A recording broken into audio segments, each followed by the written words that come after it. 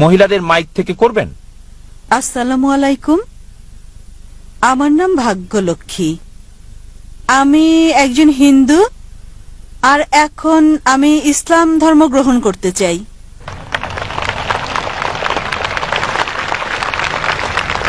বোন বললেন যে আপনি একজন হিন্দু আর এখন ইসলাম গ্রহণ করতে চান। আপনি কি নিজের ইচ্ছায় এটা করছেন? নিজের ইচ্ছায় কি আপনি ইসলাম গ্রহণ করছেন বোন? হ্যাঁ।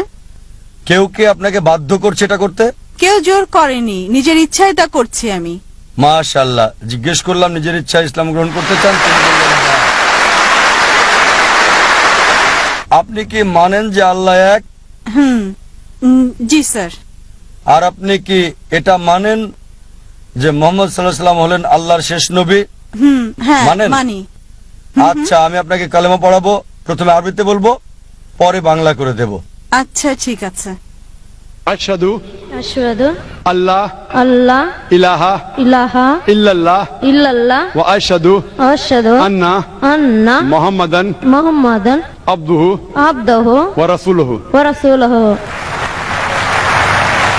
আমি সাক্ষ্য দিচ্ছি আমি সাক্ষ্য দিচ্ছি যে যে আল্লাহ ছাড়া আল্লাহ ছাড়া কোনো মাবুদ কোনো মাবুদ নাই, নাই, আর আর মুহাম্মদ মুহাম্মদ সাল্লাল্লাহু সাল্লাল্লাহু আলাইহি ওয়াসাল্লাম আলাইহি ওয়াসাল্লাম তার তার বান্দা বান্দা এবং রাসূল।